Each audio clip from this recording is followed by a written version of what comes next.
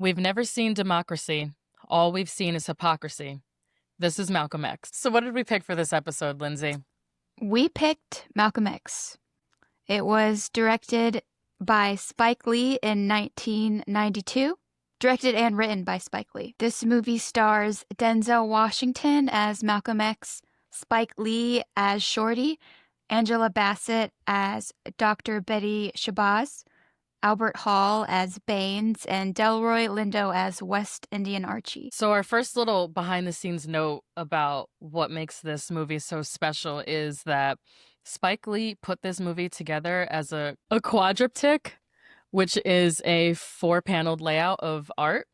But in this case, he sets up the movie in the same way as a cinematic painting.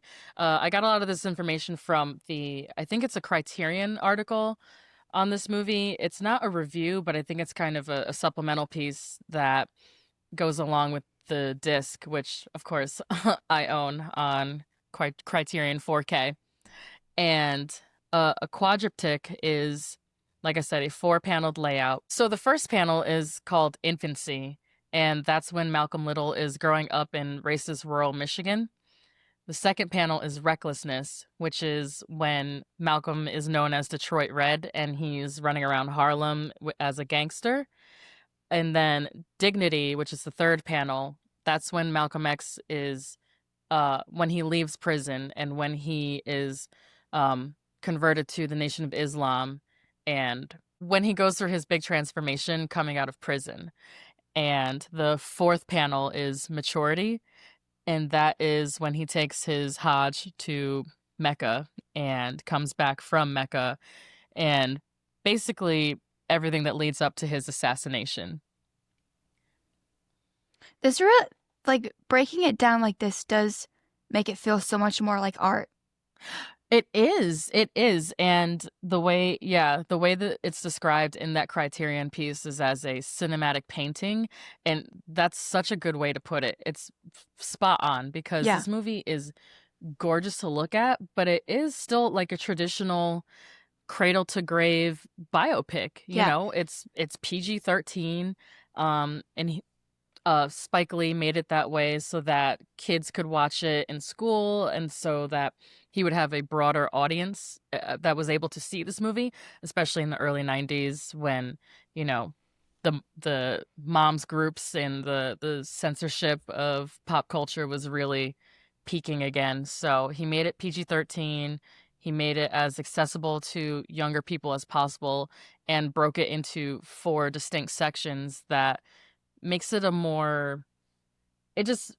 makes it a little more special than just he was born here, he died here, he, was in jail at this time. Does it feel like it's more how does the structure feel to you? I was thinking about this the other day, but honestly, it's kind of a coming of age story. Ooh. Yeah, it actually an actual good one. I mean, I guess every biopic is kind of a coming age story when you do it from birth, but yes. I wouldn't call a lot of other things a coming of age, but like this, I'd be like, this is a good representation of growth.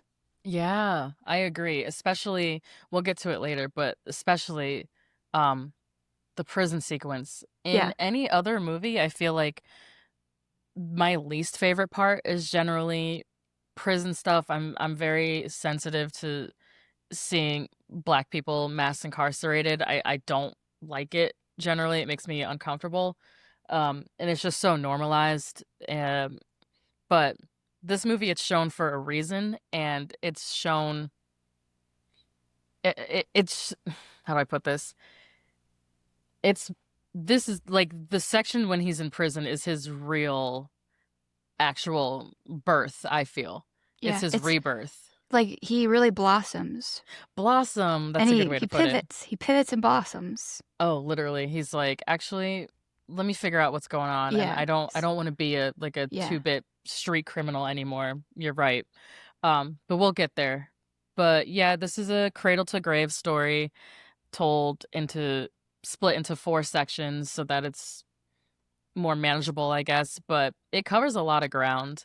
And some themes that I had that I just want to jump right into are I love how this movie shows, especially throughout the 40s and 50s and 60s, how it shows Malcolm rejecting assimilation as a Black American little by little by little. And first, he's doing it with the hair straightening, which he stops with the name, he's rejecting his last name, the name of his family's slave owner. Then he changes the way he dresses. He goes from the flashy gangster, um, very brightly colored, ostentatious attire to just black suits, crisp white shirt, clean cut hair. He stops drinking. He stops doing drugs. He changes religions to Nation of Islam.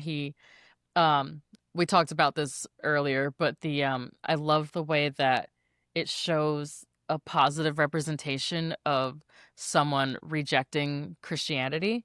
Yeah. Because that's a very touchy subject in Black families and in the Black American family in within the Black American culture overall. There's like a big kind of internal debate about following Christianity, knowing the reasons that Black Americans are even in this country and follow Christianity.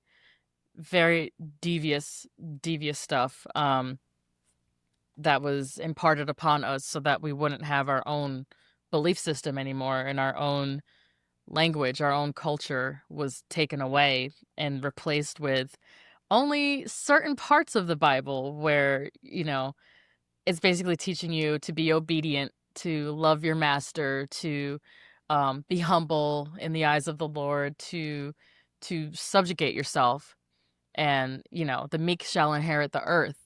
That kind of, and that's what makes you a holy person, and that's what makes you good morally, is to be a slave. um, Basically, it's fucked. It's really fucked up. Especially in the South. I'm like, damn, Southern Black American Christianity is just, I cannot get down with that. It's so, it's just such a dark past with it, and it really is a long lingering effect of being enslaved and colonized, is how I feel about it. So I think any Black American who chooses not to follow Christianity has good reasons, and I'm glad it wasn't shown as like a joke that he decided to make that change for himself. You know what I mean? Yeah. Yeah, I guess the religious aspect of it adds such an interesting perspective. Mm, Because, yeah. I mean, I guess alone with like him stopping drinking and just doing crime, Hmm. not necessarily like religious, but definitely the ties with it. Yeah. Yeah. That And was like, all kind of rolled into Nation of Islam. yeah, especially the influence that Baines had on him, which Yes. is really interesting how that went, their relationship, I and know. pretty devastating. I know. It is. When I first saw this movie with you, we I think that was one of the big surprises for me. Was, spoiler alerts, if you're listening to this episode and you haven't seen the movie, I'm sorry, this is all American history and you should know it. Um I- you should know Yeah, this. like you should know this by now. I know we weren't taught this in school, but you need to know who Malcolm X is. That's part of the reason we're doing this episode. But yeah, his friend Baines, who he meets in prison, who introduces him to Islam and basically saves his life, really, really turns his life around and becomes such a spiritual leader for him and a positive influence in his life. And he connects Malcolm to Elijah Muhammad, the leader of Nation of Islam at the time. And you see this person, and you're like, wow, thank God they found each other. They're going to be besties Yeah. and, devoted Like to they each had other. like family dinners together and Yeah, they were they're so family. they're so connected and And then he betrays him. yeah, betrayal. Oh, Honestly, another painful. theme.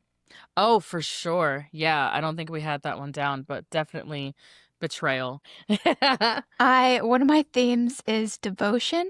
I also said revision of history and future. and rejection and refusal of tailoring to society through a white lens. Yeah. I love that we both had rejecting assimilation on there, basically. And I know, I curious, 'cause when I was writing down my theme, it like hit me and I was like, ooh, rejection. But I was like, wait, you just said that. Yeah. Yeah. I mean, we both have the same idea, but it's also something I remember us talking about with Killers of the Flower Moon as well, Yeah. as far as, their religion being taken away from them, then their property, their language being put into the schools to assimilate indigenous people. Very, very similar kind of structures and storylines to Yeah. Killers of the Flower Moon, now that I think Like, about it. even without knowing why, it's like a peaceful, silent way of protesting. Like, actually, no, that doesn't suit me.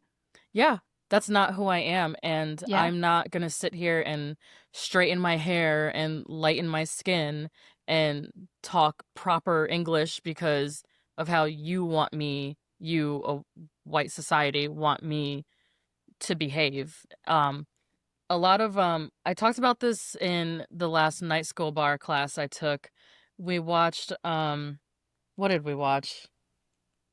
Oh, Mississippi Masala, which also stars Denzel Washington, which came out right before or maybe even the same year as this movie. And it's Oh, I about haven't him. seen that. Oh, you would love it. Definitely watch Mississippi Masala if you can find it. I think it's on HBO Max right now. I'm going to put that in the Who directed recommended. that? Thank you for asking. Zoran Mamdani's mother directed it. What? Wait. Yeah, you didn't know that? No. Oh my gosh. Mira Nair, she's a very prominent female movie director, and she made one of Denzel's earliest I think it's his first romantic comedy role. Man, that's a mind blow. Yeah. My Yeah. gosh. Yeah, his mom is so fucking cool.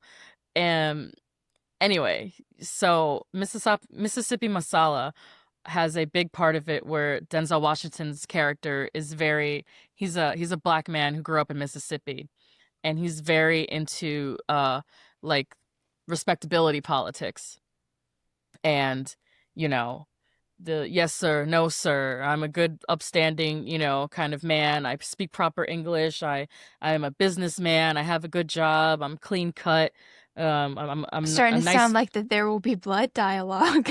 I'm an oil man. No, he was a carpet. I'm a carpet man. He was a carpet cleaner. He owned his own business. He was like, I'm internalized racism. He's kind of like, I'm one of the good ones. I'm a respectable black man, and his love interest is an Indian woman, and her Indian family is still like, get the fuck away from our daughter. So he doesn't, I think, oh my God.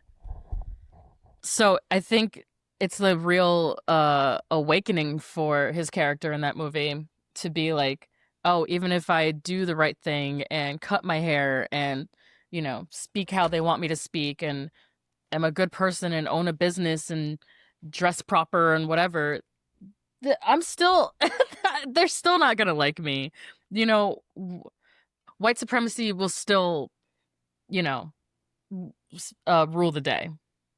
So I remember in class discussion the other day just talking a lot about Black Americans and respectability politics and how we get so caught up policing each other on how to talk, and especially Black women with the hair thing, like how to do our hair, if you straighten it, if you don't straighten it, if you wear wigs, if you don't wear wigs, if you dye it, if you don't. Um, I've had issues with other Black women in the past who are like, why isn't your hair done? You know? And hair is such a big part of Malcolm X as well, especially I think it's one of the first scenes is him putting relaxer on his Yeah. hair and burning his scalp to hell and back, which I used to do too. Um, and it just threw me back immediately into being a young Black woman and being told by other Black women, you have to straighten your hair. It looks better. It's better. it's better to have. It's like a status symbol, and it makes people like subconsciously. I think what they were saying is it makes people like you more, Mm. and it's really sad and fucked up. And I stopped relaxing my hair when I was 20, 20, maybe 21. I was very young, like right out of college. I was like, A, I can't afford this. B, it's bad for me. And C, I don't like it. It's not me. And I've never straightened my hair again. It's been over 15 years since the last time I straightened my hair. That's awesome. And thank you. And I went natural partially, like you said, to reject a white lens. I'm not here to appease you in my presentation. I'll never lighten my skin. I'm not getting a nose job. I'm not straightening my hair. Like that's just part of who I am and my culture. And I think a lot of internalized racism that I had to unpack throughout my 20s was related to my appearance and the need to not try to differentiate myself from other black people. That was really something I had to grapple with, and it was really hard for me to get over. Because I was like, well, I'm not like them. I speak proper English. I'm not like them. I went to college. I'm not like them. I live in a nice neighborhood. That kind of, Hmm. it's just so fucked up. And it really, when I look back on it, it makes me feel just like shit because I know that I was just weaponizing white supremacy against like my own people and myself. So I love that you brought up the rejection aspect as well, and really fighting assimilation. And I feel like we we shouldn't be assimilating to a place where we don't belong anyway. Like I wasn't supposed to be here. So what am I trying to fit in to a society that A, I was stolen and brought into, and B, that you stole from other people as well? I fit into what? This is very related to Killers of the Flower Moon. Yeah, Um yeah, it definitely is. Both, I think these might be the two that like both of us are recommending like should be absolutely shown in classrooms. Absolutely. Yes. Yes.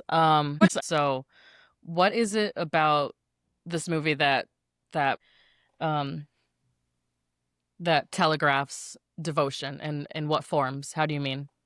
I think the way that he's able to vocalize his thoughts so like eloquently and Mm, with so much poise, and I guess his journey after prison and just deciding to devote his life to like fighting his oppressor and yeah. advocating for others and just being an activist.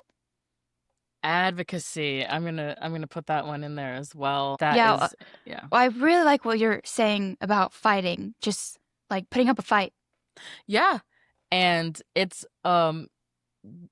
a reason I think that Malcolm X isn't as widely taught about in American schools, especially nowadays, is because of his approach to um, racism and Jim Crow and segregation and the subjugation and violence put towards black people in this country. He had a zero tolerance policy for it. He was like, "Oh, I'm not going to sit here and let you beat me in the face while you call me the N-word. Like I'm going to fight back." And Yeah. everybody I know was going to fight back. And he was seen as extremely dangerous because of that. He he's more the way that Malcolm X is framed in the education system. Um, for context, for those who haven't listened to this podcast before, I grew up in the 90s, upstate New York, very, very, very rural, very white environment. but still a really good school system, just very white. So the way that we were taught Malcolm X was not at all until high school, I believe, when I was covering American history. And he was only taught in opposition to and in contrast to Martin Luther King Jr. Yeah. It was That's the violent, crazy, radical, Malcolm X versus the peaceful, pious, the nonviolent, the good way to protest and stand up for yourself, MLK Jr. And that's the only context in which I knew about this man at all, pretty much, which is so shitty. How were you taught about him? about the same, which is really surprising to me that both of us had that same, like, especially in New York. Yeah. Yeah, most of his life, especially post post prison, I think once he's out of jail, he was in jail in Boston. I think from that point on, he's in New York for the rest of his life. And black neighborhoods in New York specifically. Think I think Harlem. I could be wrong on that though.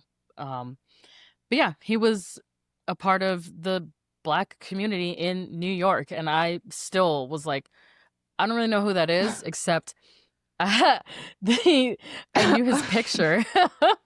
I knew his face, but I was not taught about him in a traditional educational setting at all. And I know now, of course, part of the reason is because white society, especially when it comes to education and gatekeeping knowledge, why would they ever teach about someone who says, "Oh, if the white man has his foot on your neck, cut it off." you know, they're they're not teaching that. Not Yeah. to young black and brown people in this country. It's unless you had a really cool teacher who went off book, or you grew up in a very black area and had black teachers. I never did. You don't know. I didn't know anything about him, and I was so fucking mad. Yeah, I think this just makes me think about how lame all of my history professors were. Yep. I Yeah. I remember seeing pictures of Malcolm X, but Mm-hmm. he would always just be kind of villainized and Villainized. Martin Luther King tokenized. And in the end, they were both Mm. assassinated, so. In the end, they got to the same fucking place Yeah. at the hands of the same fucking people. Ain't that a bitch? Yeah. But Yeah. I think this just makes me think about something that Malcolm X would constantly talk about, Mm-hmm. which is the guilt surrounding Yes. just like a fear that people are going to retaliate. So, of course, they're not going to teach it in school. Yeah, you're right. I hadn't even mentioned that. But yeah, the fear aspect as well of educating people about someone who himself was so educated and so steadfast in his beliefs and his, stance against nonviolence. Um, a lot of that is, and I think they mention it in the movie, how white people were so scared of him because they felt guilty and thought that, and this is an ongoing conversation. This happened a lot during Black Lives Matter as well, where we're saying one thing and asking for one thing, and all like a general like white American is hearing is, "Oh, I want revenge. I'm gonna do what you did to me. I'm gonna do that to you," and feeling so like guilty and paranoid and yeah, just thinking like one day I'm gonna get my comeuppance, and all Yeah. of these like black people are gonna band together and kill us basically for what we did to them. And all he was saying was, "You're lucky. All we want is equality, and not revenge. You wouldn't be here, um, if we wanted revenge. But we're just asking for equality, and you still can't even do that." Lindsay and I both watched it was an interview that Malcolm X did. He was on a talk show. Was it Dick Cavett? Oh, Hold I on, don't know. Let me pull it up. It was awkward. I'll tell you that. Hmm. Let's see. 1963. Oh, okay. All right. So Lindsay and I, for reference, both watched an interview with Malcolm X and a Berkeley student named Herman Blake, and the discussion was moderated by a professor, and this was in Washington Heights. So I'm wondering which college this was for. Um, I did but not realize that was the dynamic. yeah, A so it's professor, basically student, and Malcolm X. yeah, it's a professor and then a student in the Malcolm X. So I think what the professor is trying to do is you can see this dynamic play out. It's Yeah. literally him putting two different black men against each other ideologically to be like, oh, well, why can't you be like this Berkeley student who wants to follow SNCC and MLK Jr. and go the nonviolent route? And of course, he's trying to use, like you said, tokenize this black man who believes in nonviolence and wants to do things the quote unquote right way. They're pitting him against Malcolm X to make him seem like this crazy person, basically, and like he's asking for too much and he's doing too much, and he's made to seem very I don't know if I want to say negative, but the professor is basically trying to say like, oh, why don't you be like this other guy and be passive and nice about it and ask the right way, and then we'll think about whether we're gonna give you civil liberties or not. And Malcolm's like, no. um and that interview was from 1963, Yeah, and it's crazy how prevalent everything he said still is today. nothing's changed, bitch. Which, and I really recommend everyone checking out that interview. It Yeah, it's it's like maybe really 45 powerful. minutes. Yeah.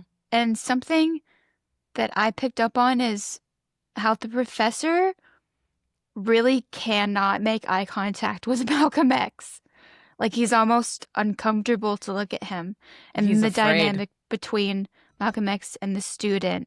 The student, I'm so curious if that was like voluntary. Me too. That's a good question. I wonder how they even found this guy specifically, but and it's not like Malcolm and the other black man were ever like Yeah. fighting or, playing They it into. def They definitely seemed like they had an understanding with each other, but the professor is kind of like chiming in like, "Okay, but what about this?" Mm-hmm. Mm-hmm. It's a It was very weird. weird tone. Yeah. And I've noticed this kind of thing happens in school. It's happened to me in school. It's happened to me at work, where if you have like a white boss and a black coworker, the white boss will kind of always try to stop you two from aligning on anything. Or Mm. in school, it was even worse. And it's sad that I didn't even notice it for a while, but when I was in school, I did not have classes with other black kids in my school. And that was by design. Um, they would put me in classes with almost always only other like white kids in my grade. All the black kids in my grade, and there wasn't a ton of us, but it's not like I was the only one. They would all be in different classes. The only time I saw other black people was at lunch, gym class, like the bigger classes, chorus, if I was in chorus, that kind of thing. Um, we, I was being separated from other black students, and I think it's funny because one of my white friends pointed it out. She was like, "Did you ever notice how like you were always the only black kid in class?" And I was like, "Yes. What the fuck was That's that?" crazy. There can only be one. There can only be one. Yeah, we wouldn't want too many of you to get together and, rise up against, like Because then literally it's that like same. you just like passing people and not getting to know them. Yeah, that same dynamic though of, putting us against each other or splitting us up, divide and conquer, keeping us separated from each other. That same dynamic was playing out at school, at work, uh even when you go out to bars. It's like the speaking of respectability politics, the have you ever been, I know you don't really go out a lot, but have you ever heard of the bars and clubs where there's like dress codes? Yeah. And it's like no baseball caps, no Jordans, no jewelry, no earrings, no, what's another big one? Oh, no sweatpants, no athletic wear, no jerseys. And I'm like, Huh. interesting. Um, why these clothing items specifically?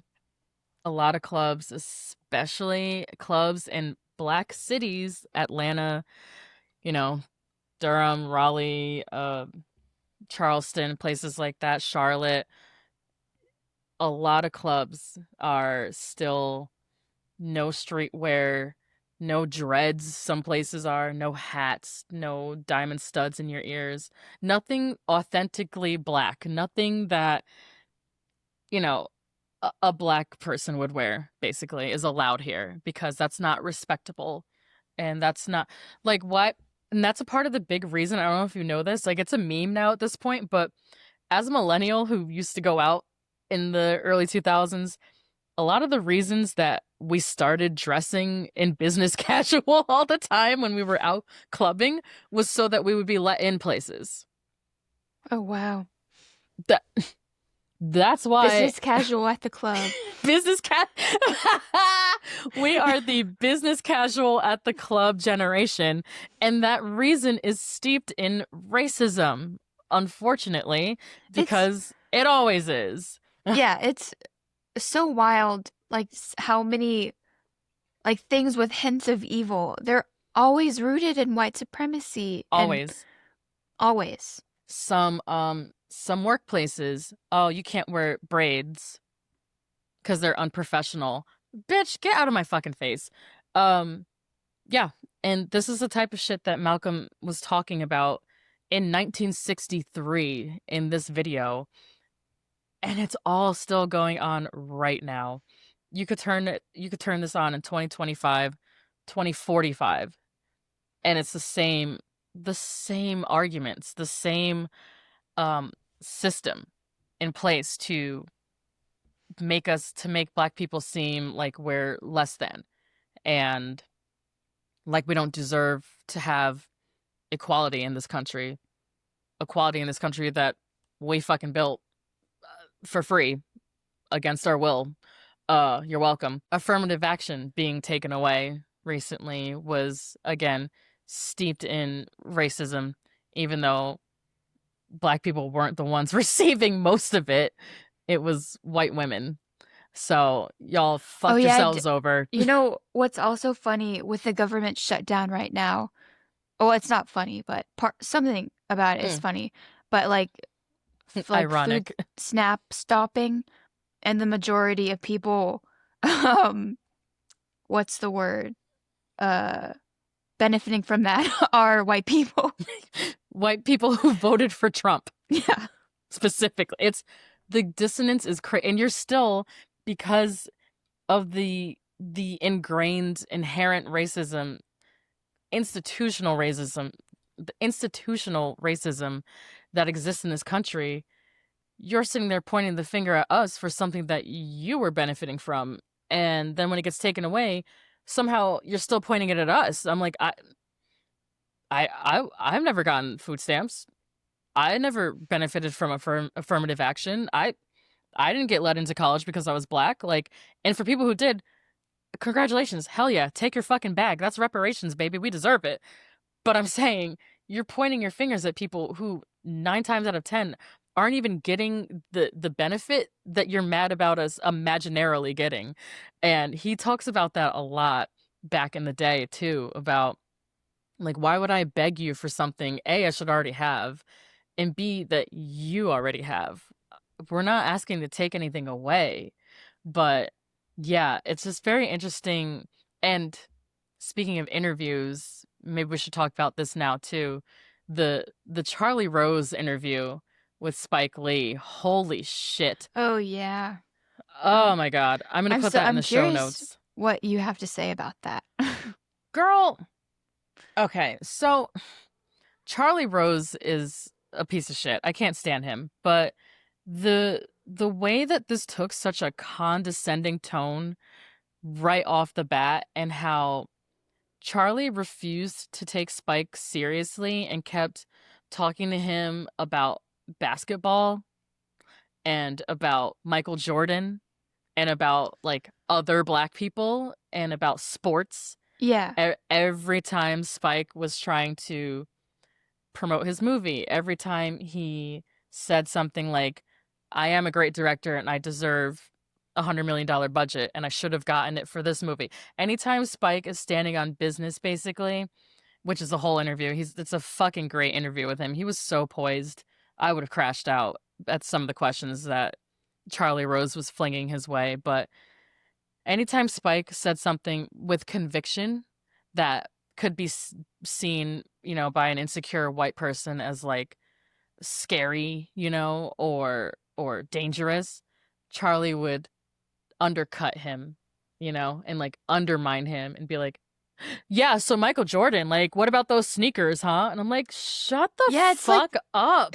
the interview is barely about Malcolm X.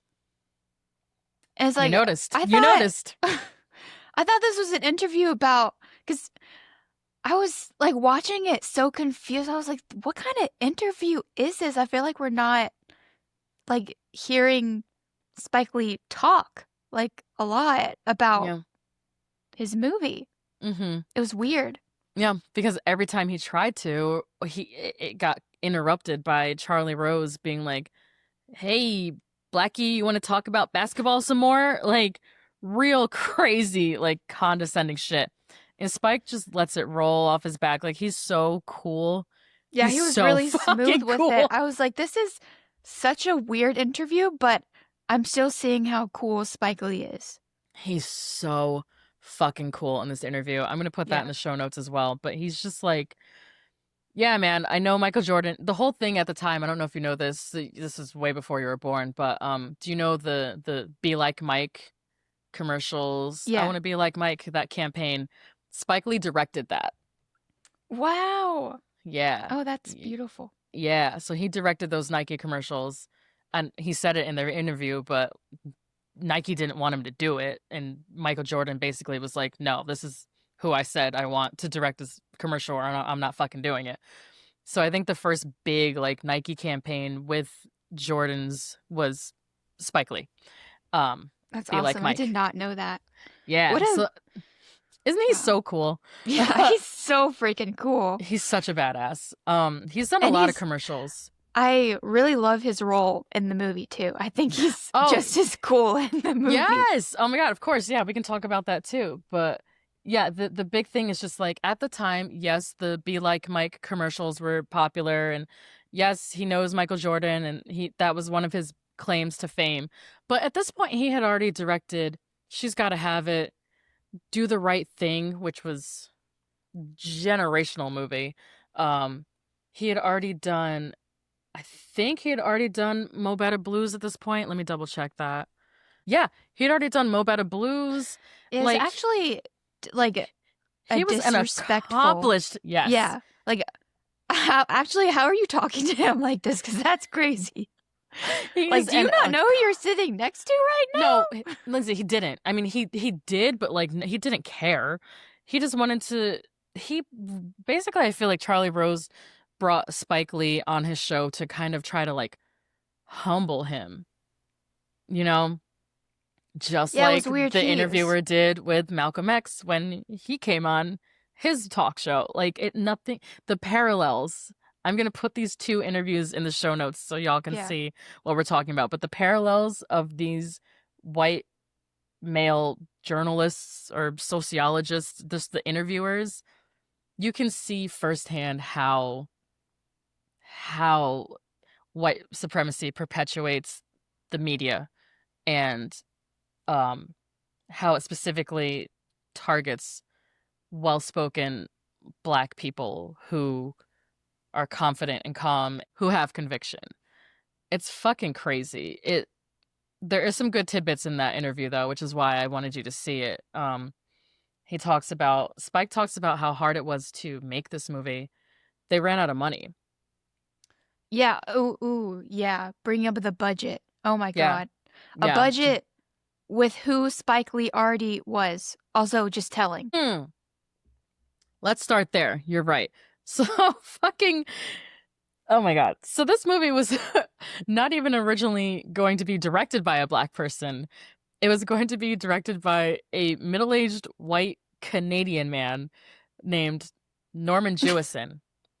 Great director, don't get me wrong, but Norman Jewison was hired to direct this movie, and Spike Lee basically had to raise hell at Warner Brothers and like beg and argue and do whatever, wheel and deal to even be able to make this story. And this is a Black man who grew up in New York who's begging a movie studio to tell his own story.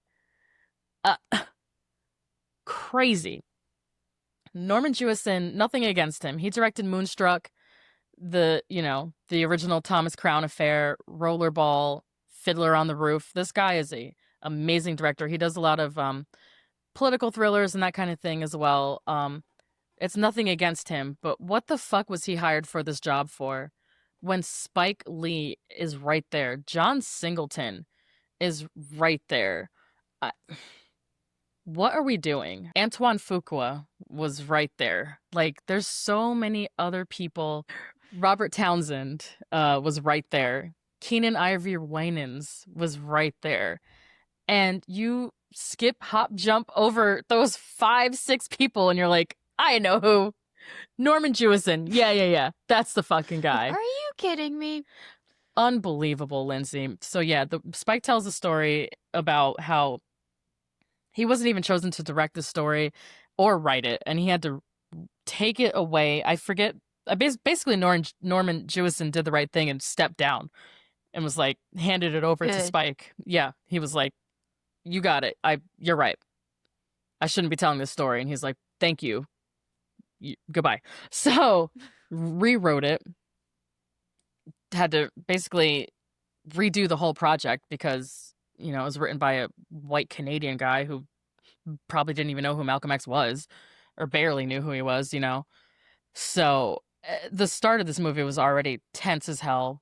And then, if you want to get into the budget a little bit, Warner Brothers basically pulled the plug before he was finished with the movie. Yeah, what was the budget? It was like 20 million? Yeah, it was like 30, maybe, something like that. It was low. And something that Spike Lee brought up is how he's never lost money from his movies. It's like, why are you giving him that budget in the first place? Yeah. And a budget for a movie with so much depth and so much to cover, it's asinine. Yeah. In comparison, most major movie biopics at this time, especially historical dramas with all the period costumes and there's so much more work that goes into it when you're having to make 1990 Boston look like 1930s Boston, that kind of thing. Spike Lee only received a budget of, I think, about 35 million, and anyone else who was making a movie around this time with that subject matter, direct one-to-one comparison I'll give you is Last of the Mohegans by Michael Mann, which came out the same year as this movie, with a similar level director. Michael Mann was a little more experienced at that time, but barely. They're contemporaries. Spike's a little bit younger, but he also started young, right out of film school. Last of the Mohegans was $10 million more in the budget. It got a $40 million budget. And earned $143 million. So Malcolm X had a $35 million budget, allegedly, but some of that $35 million was crowdfunded. Um, and it Right made by who was it?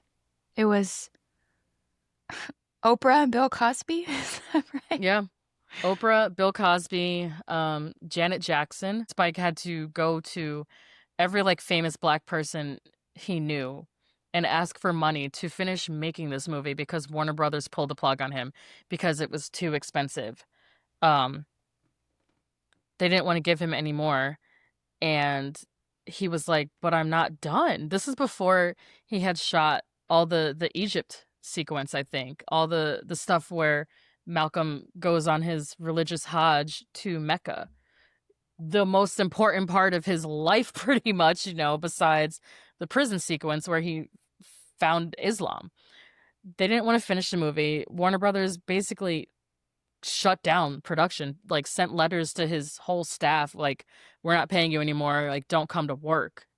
What type of fucking movie studio have you ever heard of doing that shit to a white director? Have you ever heard of that before?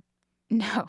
Yeah, so insane. And he knew it too. He was like, the way that you treated me when I was trying to make this movie was crazy.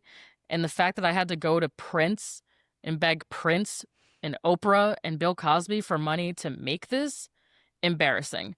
So this movie almost didn't get made. It's a miracle that this movie even got made, given the finances of it, given the fact that the studio didn't even want him to do it, that they stopped it early, so he couldn't finish it.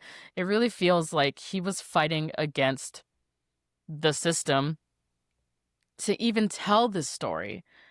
It's an absolute miracle that anything even made it to the screen, let alone how fucking beautiful it turned out and how special the story is and how beloved this movie is. So we mentioned it a little bit, but we saw this together at the Alamo Draft House for Black History Month. I think that was 2 years ago. Let me look that up while I have Letterboxd Yeah, I think it open. was 2 years ago. Isn't that crazy? And That's that I don't even want to think about it.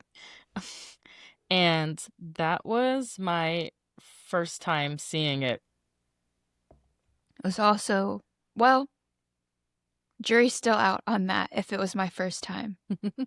Yeah, do you want to talk about how we're not sure if you actually have seen this movie before or Yeah, not? so for as long as I can remember, I knew I picked it up somewhere, but it's one of those situations where you knew something originated from something, but you couldn't remember what. And I, especially when I was younger, I think I've changed my ways a little bit, but I always thought you should never cuss, but always have something better to say. Mhm. And watching Malcolm X and that just being exactly what Bane says, I'm like, oh my God, I must have seen this like a long time ago. And You're like, just it wait, like is that really where I got that resonated from? with me. So I'm That's not so sure, funny. but it's so specific.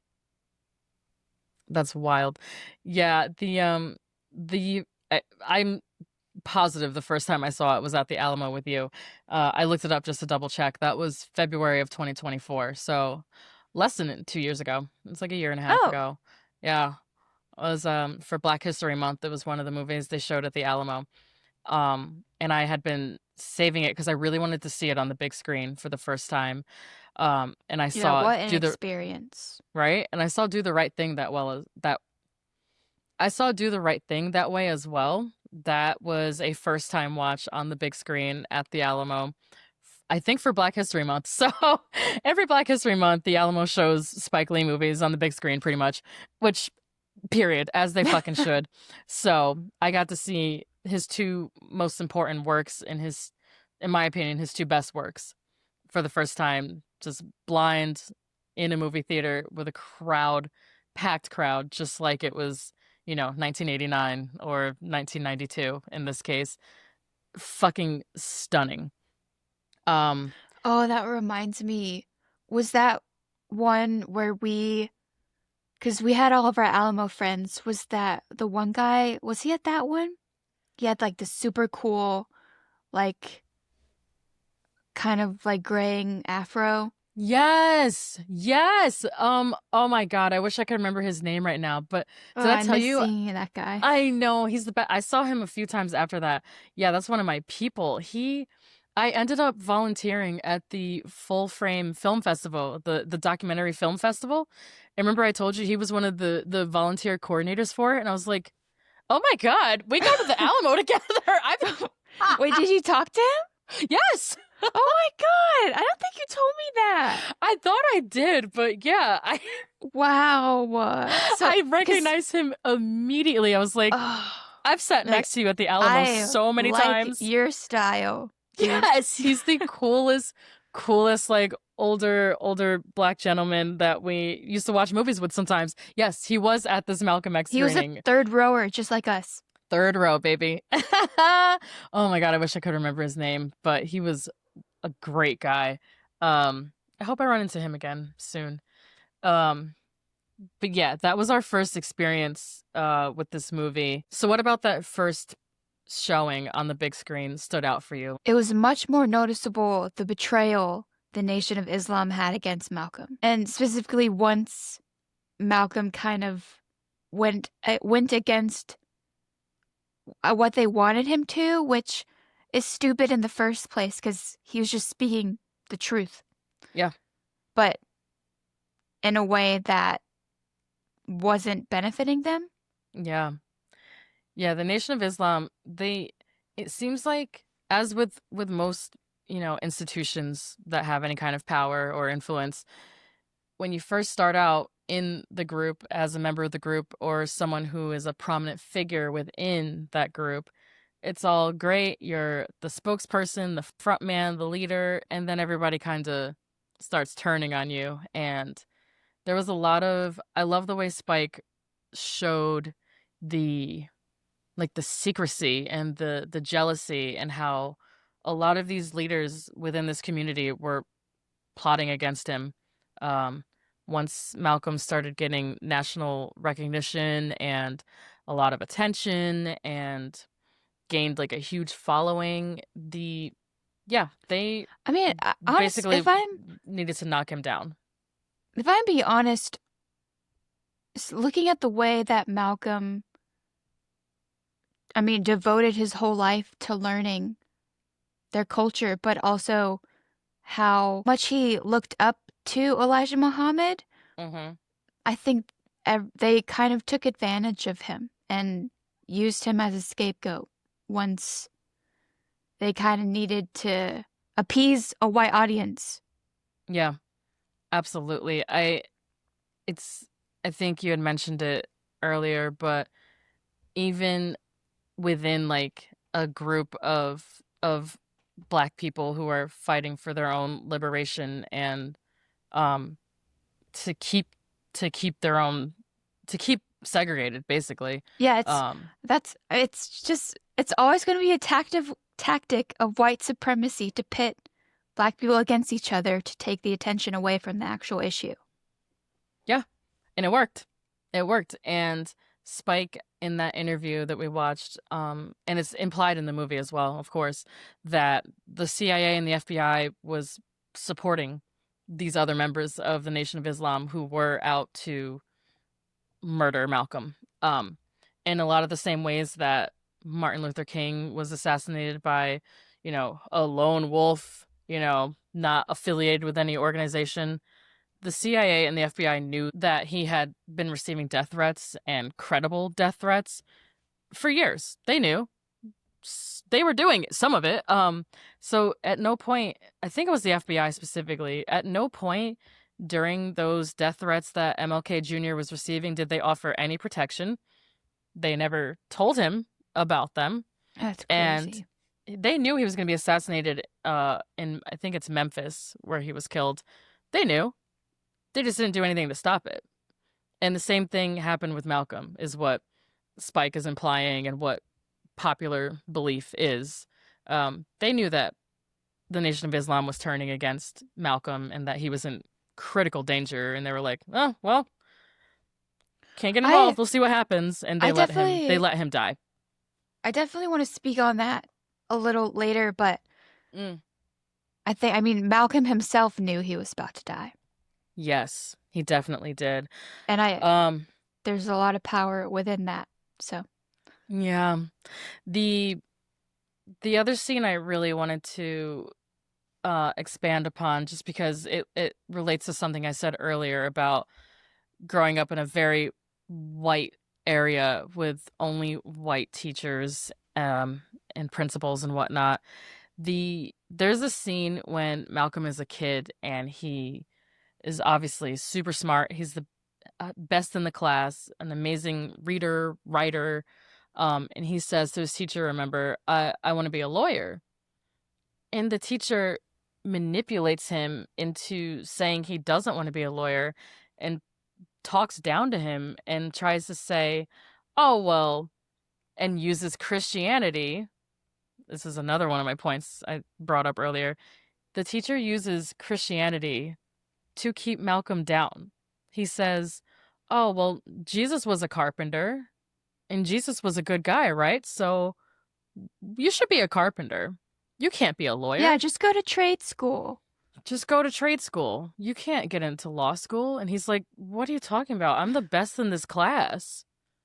I, what do you mean I can't be a lawyer? It was just, uh, it's so sinister and disgusting to see the way that white adults treat black children. That's very triggering for me because I had battles with my teachers throughout the years, just full on, you were beefing with a 7-year-old, my girl, because I call you out on your bullshit and I'm not obedient and I'm not just going to sit here and be quiet when you're treating me like an asshole and not giving me work to do or purposely excluding me from activities that the class is participating in.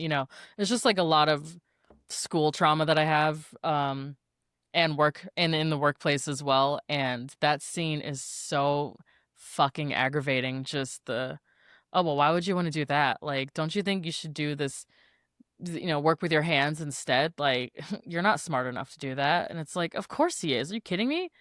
That man was probably a genius. Yeah, do we know what his IQ was? Or not even that's like a indicator, but like just the ability to channel all of his frustration into he became shows how Hmm. intelligent and beautiful he was. Exactly. He read the entire dictionary and every encyclopedia front to back Yeah. while he was in prison. And I did the same thing when I was a kid. It took me like 2 years. I read the whole dictionary and every encyclopedia we had in the house and the Bible. By the time I was like, I don't know. I don't remember when I finished all that. 10, 11, something like that. Um, and yeah, people were still being like, "Oh, well, are you sure you want to go to college? The fuck do you mean? Yes. Yes. I'm sure. So give me the fucking pamphlet." It starts so early in like a black child's life of being told that we can't do things or that we're not good enough or that we don't come from a good enough family. Our hair is not straight enough, our skin's not light enough, all those things that go into quote unquote fitting in. Um, it started so young for Malcolm, and then the other scene where you see the KKK come and burn down his fucking house, and he's like, what, 5 at the time, something like that. Black children experience so much at such a young age that it's it's really startling, and I think Spike did a really good job conveying a lot of the Black American experience, especially in that time, um, and just how fucking scary it was, and how dangerous it was, and how everywhere you go, you're not sure if you're gonna make it home or not, and if you're gonna get home and your house is still gonna be there. In his case, he got taken away by the foster system. He couldn't even be with his own family. He had such a hard start to life It's like, no wonder he ended up in prison, addicted to drugs. That's what you wanted. Like, you know? Yeah.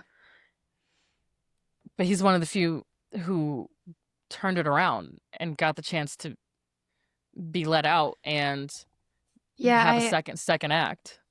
I wanted to mention about my theme of revision to history and future. Yeah. I think, like, in order for white supremacy to thrive, they have to write this narrative and try and rewrite history so people aren't knowing the truth to things. And Malcolm X, like, defied that. And Mm, I think painted, openly.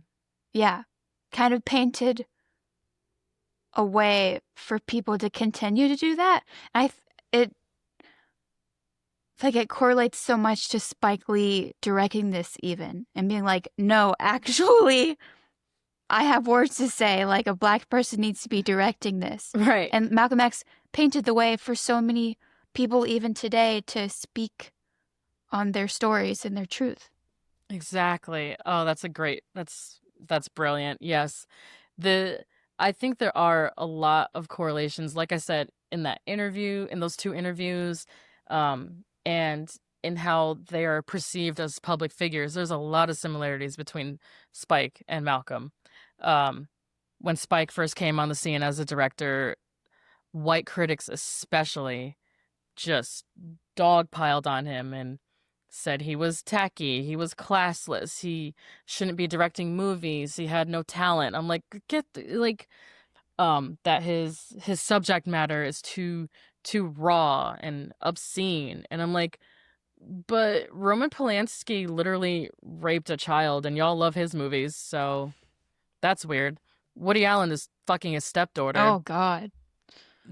But y'all Yeah. love his movies. Spike was also very villainized as a movie director, and it's like, for what? For saying shit that y'all don't like about things that are happening and we know you are responsible for? Like, he starts his movie in such a bold way too, as kind of a response to all of that criticism and cultural chatter at the time about him. He starts it, with the big American flag and the footage of Rodney King getting beaten, which had just happened at this time. He put that footage of Rodney King over an American flag being brutalized and then had Malcolm X's voice playing over that. And it's just such a beautiful and bold way to start a movie. He sets his intentions from the jump. If you don't like it, turn it the fuck off now, because I'm not gonna sit here and sugarcoat this, and I'm not gonna make you, as a white audience or a white studio executive or a white producer, whoever, I'm not gonna make you feel good. I'm not gonna make you feel good about this. I'm not gonna pat you on the head and say, "Oh, you're such a good person." No, this isn't your story, and you have to face the reality of the brutality that we have to face every day of our lives. Like, I've seen shit like this. Rodney King happened when I was, God, 3 years old. I saw this. So that was probably not even my first experience with racism at that point. I'm 3. Why do I even know what that is? I have to know. So y'all have to know too. Like, look at this. Look at what your silence is perpetuating, or look at what you're a part of. And if there's any feelings that come up about that opening and about the subject matter, this person, etc., about Spike as a director, what is it that's bothering you so much about him? Um, they both are very powerful people too within American media, and I think it's apt to draw those comparisons between the two of them. Yeah, people don't like when someone's confident in their words. Don't I know it? Not to make it about me, but yeah. No, Yeah. you can make it about you. Very relatable. Oh my God. Um, yeah, so pivoting from that, there's a couple of other things I wanted to mention about the relationship, the interracial relationship that Malcolm was in with I believe her name is Sophia. Oh man. Um I don't know about you, but the first time I saw this movie, as soon as they're at the Lindy Hop and they're dancing, it's an all black space, and they just zoom in on this one white woman in Yeah. this in this black space. So I was like, here we fucking go. Oh boy. I absolutely love though that after, well, I guess we see her once, but not in Malcolm's life at all. Mm-mm. Mm-mm. Yeah, Spike was like, this is her part of the story. She won't. He's got We don't nothing to care. do with her now. He's got nothing to do with her now. And she has nothing to do with him. I think Sophia is the only white woman in this movie, pretty much, and she's only in it for a little. It's her and her friend, um, and they're only in it for the sequence before Malcolm goes to prison when he's out on the streets. But Sophia is a. I love the way Spike wrote this character because she is like that prototypical jealous white woman who is obsessed with stealing Malcolm from his black girlfriend. Remember, he was dating Laura Yeah. at the time, who was, you know, an angel, just a very pious, comes from a good family, church woman, um, wasn't having sex, didn't do drugs, just like this unattainable, like smart, classy girl. And she loves Malcolm. And Laura and Malcolm are this kind of epitome of black regalness. And they're so gorgeous together as a couple. And Laura was a catch. She is a babe. And Malcolm has a wandering eye and he sees Sophia, and she kind of like gets off on the fact that she's stealing him from Laura, from a black woman specifically.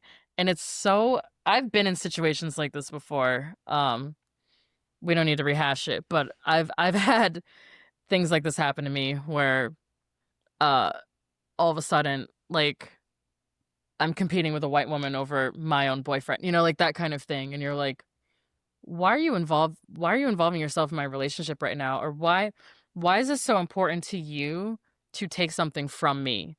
A complete stranger. What is like what in your insecure, like obsessive mind makes you look at that couple and go, I need to take him from her, and then feel good about it? Like, she brags at one point, or like she a couple times um in like intimate moments between her and Malcolm where Laura is not even there, has nothing to do with it. She makes it a point to talk about her. Like, oh, I wish Laura could see us together, or Yeah. It's like it's just a game to her. Because she also, like, mentions, she's like, oh, have you been with other white women? He's like, yeah. She's like, yeah. takes personal offense to it. Yes. Yeah, she gets very like she wants to, it's very like pick me. It's very dehumanizing. She sees Malcolm, I think she likes him and she cares about him for sure, but I think she also looks at him as like a an object. Yeah, he's kind of just like a toy. A toy. Like a toy to distract her from her miserable life with her white Yeah. husband. Yeah, her like white suburban bland life. Yeah. And she's like, oh, well, this is more dangerous and fun and rebellious. And again, Yeah, let's go do crime together. yeah, and we know plenty of white women who are just like that to this day. I think You my know, they're just biggest side eye is when I see a white woman with a black man. I Like, I'm curious about you too. pretty much always. They're oh my god, we're gonna get in trouble. But anyway, um, yeah, there's a certain type of white woman. I see she has a black boyfriend, husband, baby father, whatever, and I'm like, oh, yeah. You hate your parents, don't you? Or you're trying to punish your racist family by traumatizing a black person, you know. Um, I hate that shit. It's and then I've been in experiences where like this is like another meme. I don't know if you've seen it, probably not. This is like this is on like Black TikTok, but when I'm out in public as a black woman and I catch a glimpse of a black man who has a white girlfriend and they're staring at me like in like a kind of not even guilty, but like a well, what are you gonna do about it kind of way. And I'm like, oh baby, I don't care. I I don't care. I'm not gonna do shit. I don't want you. Like it's very it's like they fetishize each other. Well, Malcolm, okay, I'll give you this though. Malcolm fetishizes her too. It's very I got Yeah. me a white woman. I got me a blonde. I'm so special. She's so, you know, the unattainable, Well, this the was in his hair straightening phase, so yep, gotta have the white girlfriend to go along with it. right. Yeah. Yeah, this was in his relaxer era. But yeah, the we already talked about the prison stuff. I think we can kind of skip that. The only Yeah. thing I did want to point out about the only thing I did want to point out about when he does stop relaxing his hair when he's in prison in that beautiful shower scene with Baines, which you had as well in your notes. I love that Baines says God is black to Malcolm, and you can see for the first time the lights come on for him in a very real way because you can tell he had like never even considered that or been told that. I just love that he finally was told basically that he was beautiful and that he was important and special and powerful and brilliant and all of the things his whole life that he hadn't been told or he had been told the opposite, you know. It's a beautiful it's a beautiful contrast with the scene when he's in the school with his teacher versus when he's in jail with Baines, basically re-educating himself. It's I love those two scenes as like a twin, you know, a mirror image of each Yeah. other. I What about really you? I really liked a lot of the Hmm. prison scenes, and especially the shower scene. That is when I wrote down. I love the part where he's like, "No, let it burn. Like Yeah. you need to feel this." And also the dictionary scene where Baines literally pulled out the dictionary written by a white man and was like, "Look at these differences, these attachments to like the word black and how Yeah. it's you're Mm-hmm. internalizing it without even knowing it, and it's all a tool of white supremacy." And he absolutely was. Um, the yeah, it was like evil, dark, threatening, uh, dirty, Yeah. And white is like angelic and pure, pure, clean. perfect. Yeah. The opposite of black. Yeah. Yeah. I love the dictionary scene too. It also reminds me of Shawshank. Yeah. Yeah. That, 'cause I was thinking about it. The only other like prison scenes I've really enjoyed are from Shawshank Redemption. There's one quote that I wanted to pull to tell, and it's I've dedicated my life to telling the white devil the truth to his face. That's a real quote from Malcolm X, which I love. Spike sprinkles them throughout the story, of course. Some of them are just verbatim. Um, it's setting an intention the same way that Spike is visually setting his intention with this piece. I love the parallels between them. What other themes did you want to bring up? Or scenes? We didn't talk about, oh, because it's so depressing and it's my least favorite part of the movie just because, but the assassination Yeah. of I Malcolm X. This is gonna be a little crazy, but stick with me. Mm-hmm. I think in a lot of ways, like the Malcolm X kind of just portray the image of Jesus, Mm-hmm. sacrificing himself for others. Yeah.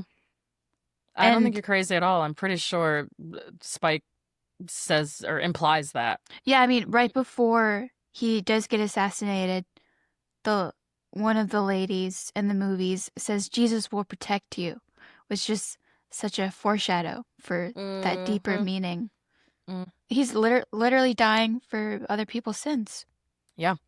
There's definitely some crucifixion imagery, I think, Yeah. and a lot of the religious overtones of this movie, I think, imply that Spike is presenting Malcolm definitely as a Jesus-like figure. He does this in pretty much every movie, but when Spike puts Denzel up on the platform and he's rolling down the street to the Audubon ballroom where he gets assassinated and he's like floating up in the sky. You know what scene I'm talking about? Yeah.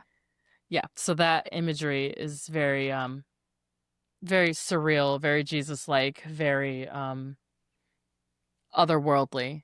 And I think there's I think it's a fair assessment and a strong visual implication of what Spike is saying with And to bring it back to Baines saying Jesus is a black man. Jesus is a black man. Yes, yes, yes, yes. Um, and there's a lot of in the background of scenes you can see pictures on the wall, I think, in people's houses and in the offices of Black Jesus and of darker skinned leaders, which I love too. We had a Black Jesus picture in our house. Oh, and we also I just speaking of Black Jesus, we also had a Malcolm X picture in our house, and I didn't. When I was growing up with my grandma, we had 3 photos on the wall that were just mixed in with all the rest of our family photos in this hallway that led from my grandmother's room to like the dining room, right? And I didn't know who these people were. I just thought they were my family members. Tell me how I'm in school one day and I see a picture of fucking Jesse Jackson and I'm like, wait. What's my cousin doing? That's my here? I was like, that's my cousin. Oh my god, my cousin's in this book, like in this magazine or whatever. That is And like such a thing where you would tell your classmate and they're like, "No, it's not. That's Jim Jackson. His picture is on my wall. That's my cousin." Like And you're then lying. I didn't know. I thought that was our family. That he was presented and treated in my family as if he was family. He's got a full color photo framed in the middle of all my other family photos. How was I supposed to know? So it was Malcolm X, Jesse Jackson, and Martin Luther King Jr. Framed photos, gorgeous photos. Looked like they were taken by, you know, just like a family member at an event or at a party or something. I didn't know who the fuck they were. So funny. Oh my god. That's how ubiquitous he was in Black American households, especially, you know, I'm coming up in the late 80s, early 90s. That's not that far off from when he was assassinated. I think that had happened 25 years prior. So it was very recent history. So yeah, color photos just like on the wall with the rest of my family. I'm sitting here like, yeah, that's my cousin. That's my uncle. I don't know.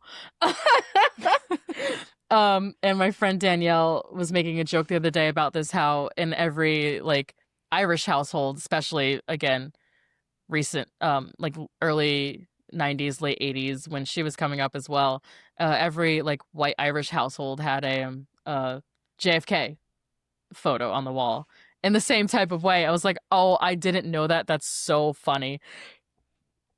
I Oh, had never heard excuse me. that before either. Yeah. Yeah, it's a big thing. We had Interesting. JFK spoons. Wow. Yeah, they were gold spoons, like collectors. Do you remember those like Time magazine type of advertisements growing up? It would be like, Yeah. oh, coins or this Or the tiny spoons? it was a full set. It might have been a full dining set, or maybe it was just spoons. I can't remember. But no, it was regular size spoons, and they were gold and they were beautiful. And I called them my special cereal spoons. And engraved in the handle where you like put your thumb was JFK. Wow. Again, I don't know who this man is. So it didn't make sense at the time. And I was like, did I imagine this? And I looked it up one day with Kate like 30 years later, and no, they're real. They're JFK commemorative gold-plated spoons. So JFK merch. JFK merch was going crazy in the early 90s. And yeah, I had JFK, Malcolm X, and Jesse Jackson all just in my house together. And speaking of JFK, I think the JFK biopic came out the year before Malcolm X. And again, the difference in the way it was received and the way that it was treated by awards voters and whatnot is crazy. Again, it had a bigger budget. It earned $205 million worldwide, one of the biggest box office grossing films of the early Dang. 90s, which is insane. It's 3 hours and 26 minutes. And yeah, it came out less than a year before Malcolm X came out. So these movies are usually spoken about together, and it's rated higher by audiences. It's just I feel like I'm not gonna watch it just as a retaliation. I haven't Like, watched it either. I can't see myself wanting to watch 3 hours of that. 3.5 hours. No. And it's all Oliver Stone's conspiracy theories. This movie is not even real. It's not even history. No, it's about this guy who wants to solve JFK's murder, and uncovers this conspiracy of who actually killed him. So it's all just like a bunch of made up bullshit and like conjecture his about this guy who we don't even know if he was real or not. This guy who discovered Kennedy's killers or whatever. They didn't pull the funding on that movie. Of course not. And it got a much bigger budget and one And of it the probably highest. sucks. Who knows? Who's to say? I've never seen it. I didn't really like Kevin Costner until pretty recently, so a 3.5 Kevin movie. Costner's got some weirdness to him, especially with like person of color stories. Right, Mr. Dances with Wolves. Yeah. So this is right after Dances with Wolves. Also Hidden Figures. I forgot about Hidden Figures. Oh my god. Yeah, man is funky. Wait, is he the white savior in Hidden Figures too? Yes. Bitch, and the Yeah, bodyguard. he is. Oh, and the bodyguard. Yeah. Weird. Kevin, you're What a else has he been weirdo. in? Kevin, you're weird for that. Yeah, and he always has those long ass movies, and he's some type of savior. And like sets himself as like the savior at the center Yeah. of the story, and it's like, bitch, Weird. this isn't a this isn't about It's not you. about you. It's not about you, Kevin Costner. Stop. And yeah. So speaking of JFK was nominated for 8 fucking Oscars. It was nominated for 41 total awards and won half of them.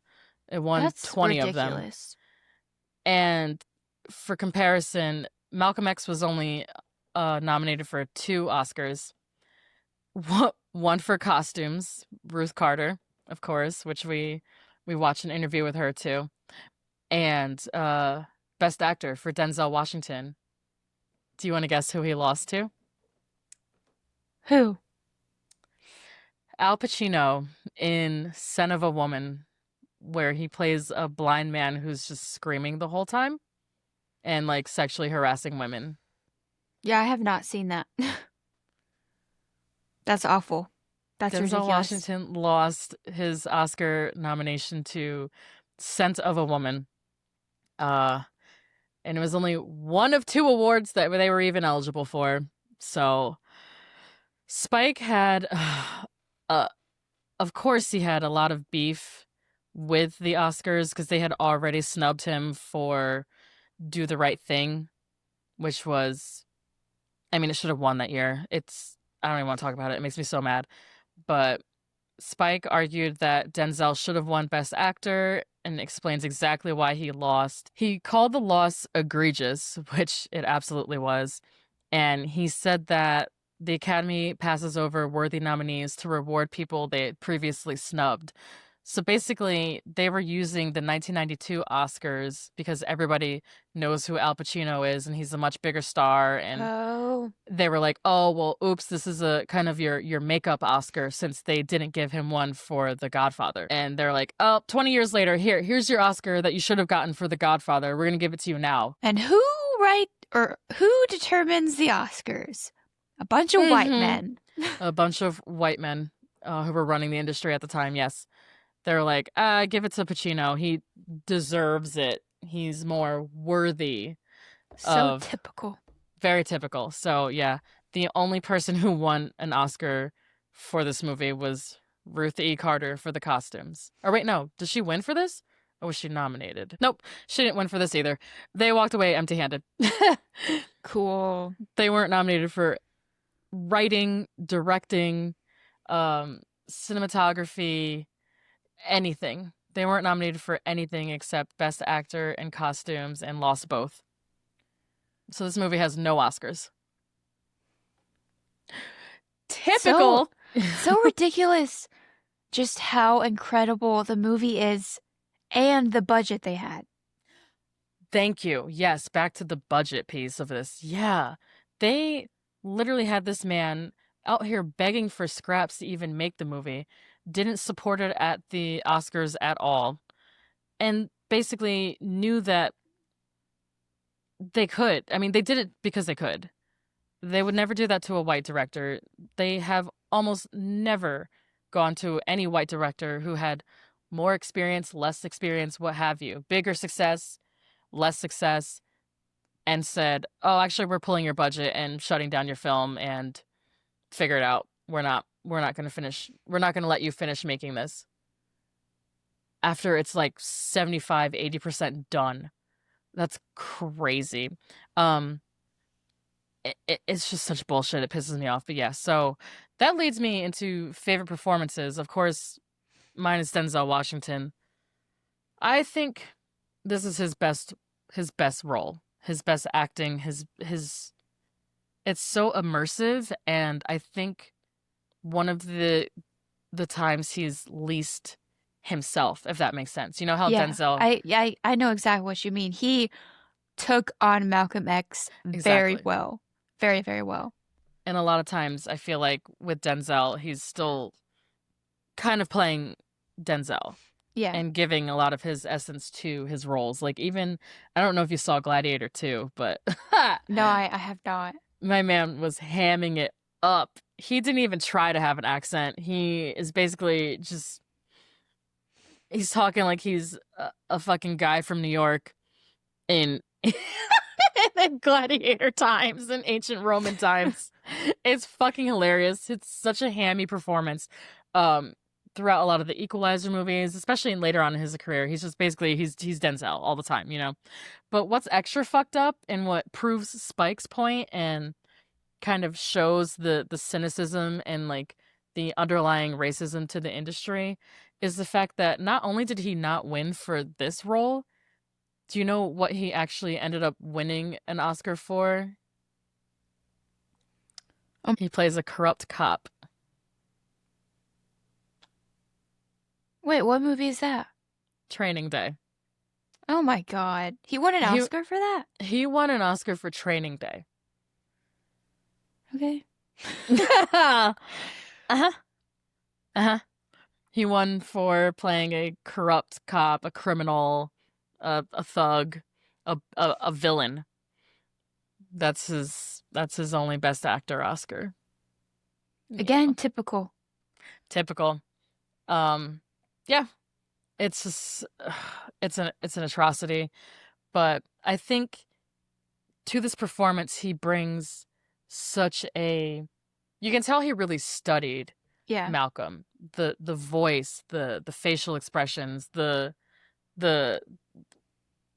where he puts Yeah. his hand when he's thinking and speaking, the way he walks, everything.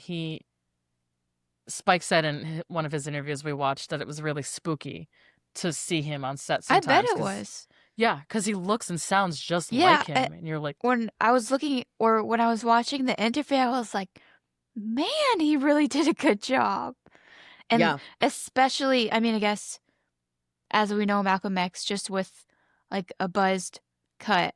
hmm, But as soon as Denzel had that in the movie, I was like, oh, he's exactly like him. yeah, It's crazy. it's astonishing, and he plays him from, like young fuckboy, criminal, Yeah. gangster, all the way up to grown ass man, handling business and ultimately being assassinated. He does such a good job of showing his growth, like you said earlier, throughout the story. So yeah, my favorite performance, of course, is Denzel Washington. And what about you? Who's yours? My favorite is Angela Bassett. I Mm, love getting to see her so young. But I also think like her character is a really great point to, I guess, what they're lacking, which is a woman's perspective. Because I yes. think when things started to go down, she was like, you need to get out of this. Like, you are Yeah. going to die. You're going, like, I need you to be here for our family. Yeah.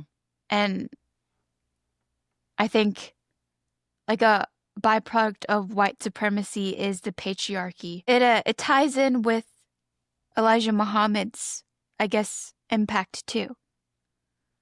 Yeah. Just The being a way that man. the way that Elijah Muhammad, the way that how do I want to put this?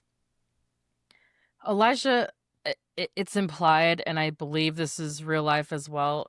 He basically picked out Betty for Malcolm, like shopped for her in a sense, which is really Yeah. gross, but kind of like match made them together because there's, like you said, the patriarchy. There's an element of kind of women being in the background throughout the story, but not being at the forefront. And Betty is one of the first women in the story, besides Sophia and Laura, who gets like a real.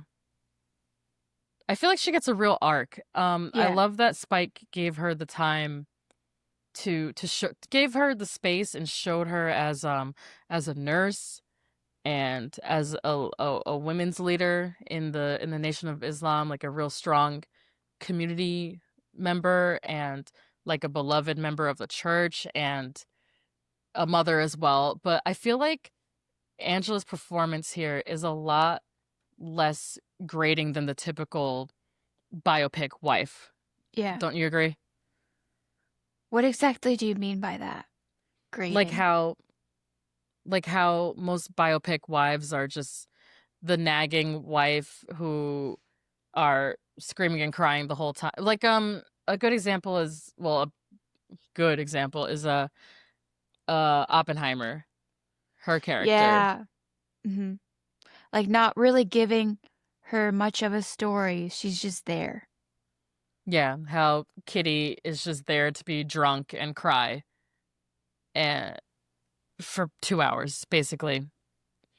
Um and she's kind of playing up the more hysterical woman, like nagging wife kind of Yeah. trope that we see in a lot of these stories, especially about quote unquote great men. It's a big trope. And Emily Blunt is playing that same role again in The Smashing Machine.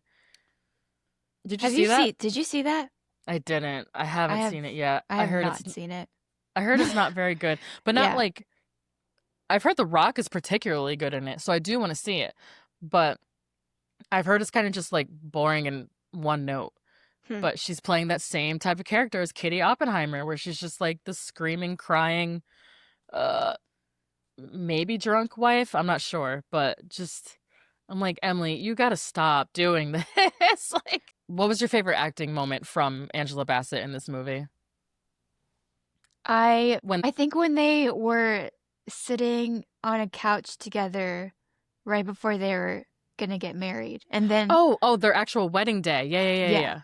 yeah. Oh, right, her wedding. Yes, the wedding scene. Oh, so sweet. Yeah, I love her. And I think my favorite moment from her is just she has to do a lot of phone acting in this movie, which sometimes is so boring and like Yeah. awkward, but she's Angela Bassett is so warm and like vibrant that even just sitting there talking on the phone, it's still dynamic. She absolutely killed this part. And yeah, she was very young at the time that they made this I really like how they were a power couple too. power Like couple. they really just went so well together. Yeah, she was 33 when they made this. So Wow. yeah, she was a baby. She's almost 70 now. Um, but yeah, I love the way Spike gets dinged on this sometimes, and I don't think it's always. I do think it's fair and accurate sometimes, but I don't think it's fair in this movie to say that he doesn't represent women well or give them a lot of voice or agency. Did you Yes. feel that way No, I think it's just a lot more accurate to what was going on. Like, at the which time? Yeah. isn't a knock on him Hmm. at all. Yeah. Just, I mean, it's a knock on white supremacy. Yeah. It's just like that's just the way it was, and Yeah. um yeah, women were just kind of more, unfortunately, background figures during this time. She makes the most out of it, and yeah, I think she was the perfect choice to play Betty Shabazz. Um sh- Yeah, she's so definitely. beautiful. I love her. Do you have any fun facts or things you picked up on? Yeah, we talked about most of them already, but what I noticed on the second viewing a lot was the emphasis on the color red, to the point where I thought A, either something was wrong with my TV, or B, I was just noticing tones that maybe I didn't notice when we saw it in a movie theater, of course, because it's more gray and it's lower lighting. But I watched this on 4K for the first time, and the tones and how beautiful everybody is shot, and just like all these different shades of brown skin, from deep dark to mahogany to just all shades of brown and black skin in this movie are shot so beautifully and lit so well, hence the importance of a black director. And the color red, the red undertones of their skin, and the red costume choices, Malcolm's red hair, of course, the zoot suit, the Elijah Muhammad's office is that beautiful red like mahogany color. I don't know if that's what type of wood it was, but it's just the wood itself is very red. Um, the mosque scene, the blood, of course, when Malcolm is shot at the end and assassinated.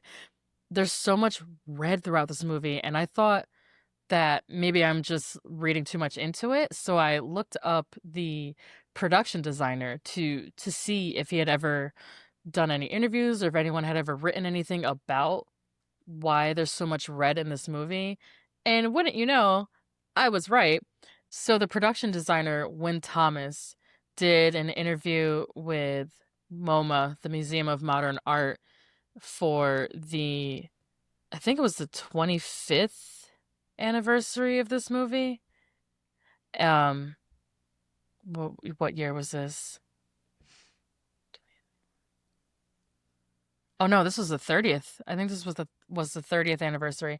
Um, but anyway, he when Thomas gave an interview to MoMA about the colors and the set decoration in this movie, and the idea that he wanted to convey is he followed the a three-act structure for his part of it more so. And he said that act one was Technicolor gangster movie. So lots and lots and lots of color. And that's, the you can see it. That's the section with Spike Lee and Denzel, with Shorty and Malcolm. Yeah, And I the love Shorty. I Oh, know wait. we Maybe gotta my talk about favorite Shorty. performance is Spike Lee. Oh my God. Yeah, I could see that. He gets kind of knocked a lot for putting himself in his movies, but again, when white He's director does it, no one has a problem. So, hmm, so true. um, No, he was such a good fit for this movie. I love the scene of him and Malcolm X meeting back up, and he's like, "You wanna get out of here?" And then he does the finger thing. hmm I love that scene. It's so yeah, cool. when he's trying to convert Shorty to Islam and get him to straighten out his life after they got out of prison, Yeah. yeah, and he's like not having it. But I thought Spike is not like an amazing actor, but I think he's fucking great in this movie. I Yeah. I agree. It's an underrated part for a writer. So he wrote, directed, and acted in this movie on a $35 million budget. It's crazy. Insanity. So impressive. I know. Oh, he's so talented. He's one of my favorite directors. I don't know if I've ever said that before, but he is. Um, I think you've but anyway. mentioned it a time or two. So, when Thomas designed Act One with Shorty and Malcolm as like very bright, big sets, lots of color, lots of red. Um, and then when he goes to prison and he converts to Islam, he it goes monochromatic, lots of greens, gray, black and white. And then in the third act, once he becomes a leader and is more of a prominent figure and comes to his own as an adult, as a man, the earth tones come into the movie a lot more. He said he tried to not use any red in the third act because he wanted the audience to be so shocked when they saw the red from when he Mm. gets assassinated, but because the scenes in Egypt were so there was so much red in the Hajj part of the story, so he couldn't quite pull that off color wise. But he did consciously try not to have red in the third act, which means I was right, and the presence of red was definitely intentional, from the production designer's standpoint and from Ruth Carter, the costume designer, as well. So I just wanted to point out the color red in this movie and how incredible it looks and how important it is visually to telling the story. Yeah, it was so funny because when I was looking up I think costume design should maybe just become like a reoccurring thing where we speak on because it's definitely becoming a thing lately. But We Ruthie have been Carter, talking about it a lot. Yeah. yeah, Ruthie Carter, she has worked on so many other movies with Spike Lee, and I Yes. love that they team up so often. Mm-hmm. Yeah. So Ruth Carter, did I tell you when she had her traveling costume exhibit here that I got to see it in person? Oh my gosh, no. He, I like where you are in Yeah, she Raleigh? came. Yeah. Yeah, her exhibit was in Raleigh. I think that was last year, and I got Dang. to see costumes from this movie, from Amistad, from Black Panther, Maybe Do the you Right did mention Thing. that. Yeah, I it was an exhibit at the North Carolina Museum of Art, and it was up for a long time, like pretty much the whole summer, I think. And seeing her costumes in person, whew, it was really touching. It was really inspirational, I think, just to see I think she's the only black woman to win two Oscars ever. And it's so beautiful. Her work is so beautiful and so well thought out, and the costumes, even when they're on mannequins, I don't know how to explain it, but they still feel so alive and lively, you know? Ruth Hmm. E. Carter did a dynamite job getting the period clothing correctly because she has to go again from whenever he was born, I think the 30s, all the way to 1965. She has to do all of the extras in every scene, the men, the women, head to toe period costumes. And you can really see her costume work on display in the Lindy Hop scene, the big dance number. Yeah. Oh, It's so cool to think about, I guess, all of the research that she had to do to create the costumes, but most of this not being like things she can actually see, but like photographs of the style from back then and just creating an entire wardrobe off of that. It's incredible. mm-hmm. I know. She has such great imagination. So she went out to the prison in Boston because she's from Massachusetts. She went out to the prison in Boston where Malcolm was incarcerated and requested access to his records from his Oh, prison sentence wow. Oh my so that she gosh. could design. Yeah, and she used it in her clothing design. um all of his letters, all of the pictures they had of him when he was an inmate there, his medical stuff, just like anything she could find so she could see what type of glasses he had. Like she went into such great detail, as did everybody on the set. I'm not saying she's the only one. Everyone was so on their game and so well researched.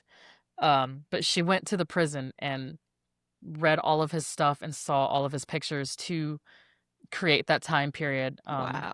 Yeah, she There needs is. to be like a movie on the creation of Malcolm X, the movie. I agree. I would watch the fuck out of that. Oh Yeah. my god, so much drama between like the financing and Hmm. the all of the stuff, the director and yeah, that would be a good movie. I would watch the shit out of that. But name some other movies that Ruth Carter has done, just so people get an idea of how important this woman is Well, to film she history.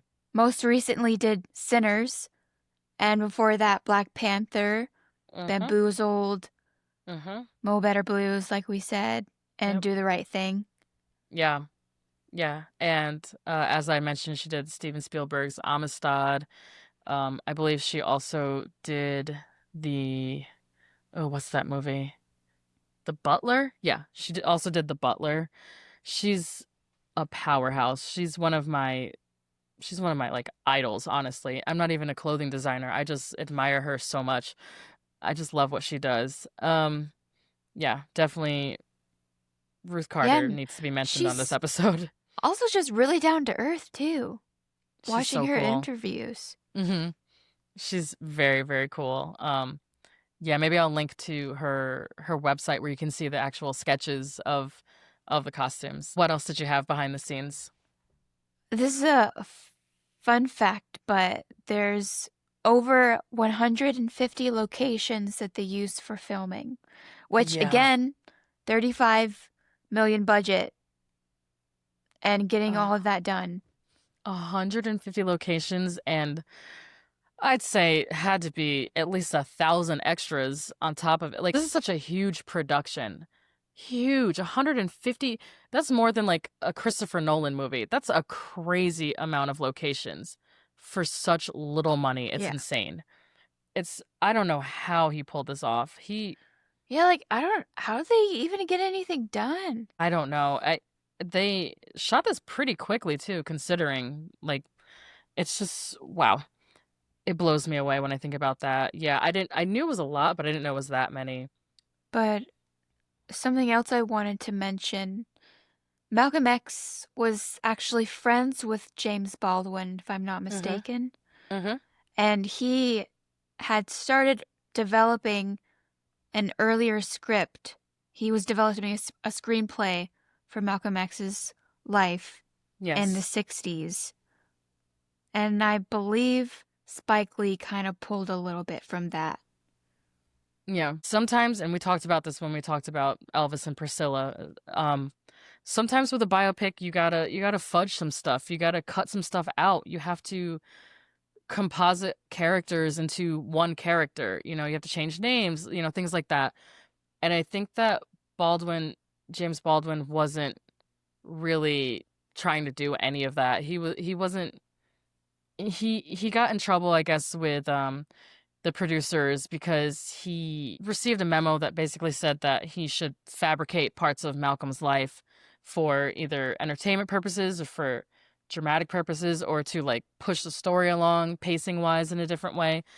And he absolutely refused. I think one of the big points of contention was the Hajj to Mecca. Um, I think in the original script didn't want they didn't want that scene to be in there at all.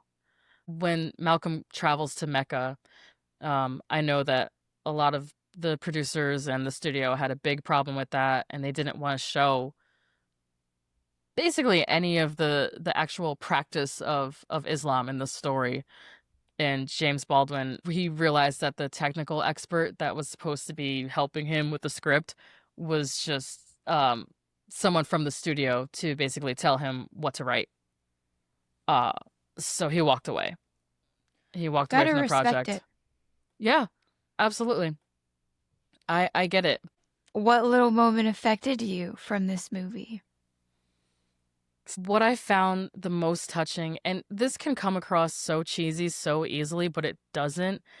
The whole epilogue of this movie with the school children, and then we switch over to the children in South Africa, and my jaw dropped when I saw Yeah, mine did too. Nelson Mandela on the screen in that movie theater. I had no idea he was in this movie. I never knew anything about.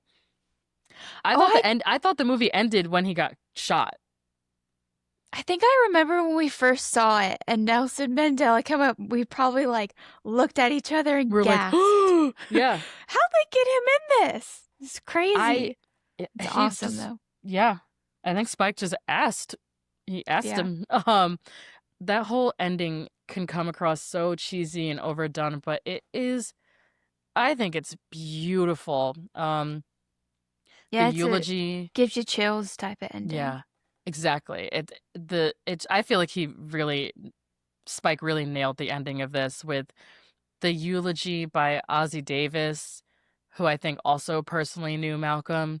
Um, his beautiful voice just wrapping the story up and showing the impact of Malcolm on the next generation and seeing like school children who were only a little bit older than I was at that time doing the I'm Malcolm X, I'm Malcolm X, no, I'm Malcolm X. And the ripple effect of, you go outside and he shows the Malcolm X Boulevard in New York Yeah. and murals of him and books and all of these works, how his impact spread across the world. And then we go to Africa and see Nelson Mandela. Woo! I'm like getting chills just thinking about it. Nelson Mandela,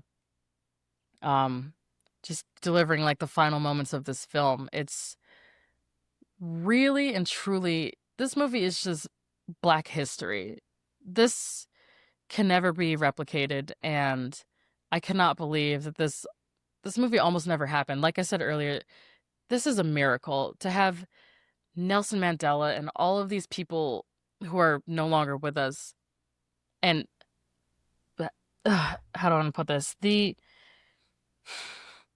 Every like prominent Black person pretty much at that time, Prince, Janet Jackson, Oprah, so on and so forth, Nelson Mandela, like all these people coming together to make this movie happen for Malcolm, for Spike, for the culture. That shit means something to me. It is you really don't come across a lot of moments like this in Hollywood where Black people get to just get together and kill the shit. And the most recent example is definitely Sinners. For me, just the way that it's such a uniquely Black American story made by mostly Black Americans. It just feels so good to have something like this exist in the world that means something a little more to me, you know, Hmm. and it just touches me. So yeah, that's my moment. And I think that's all I wanted to say. I think we said it all. Yes, we did. It's so funny because this is just so true to me and you chatting about movies, but like when it's just me and you, we lose track of time and we go off on tangents, but when we have guests, we're always like more on it. Yeah. But it just makes me think about us standing in the Alamo parking lot just jibber jabbering. For 2.5 Yeah. hours. Here we I'm are like, at our yeah, 2.5 hour 2.5 hour mark. like I'm like, yeah, I gotta go home and eat dinner. Wait, but did you remember?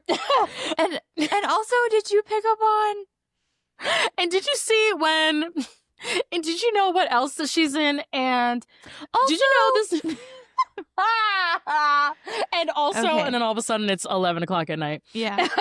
Okay, so what are some similar works So that you know I, of? so I have. This was an easy recommendation for me. I have a list. I just spoke on it. Sinners by Ryan Coogler, obviously.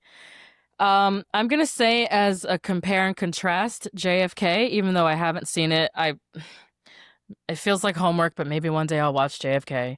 Um, just given the history and the time period and how JFK and Malcolm X are connected, and the movies about JFK and Malcolm X are connected.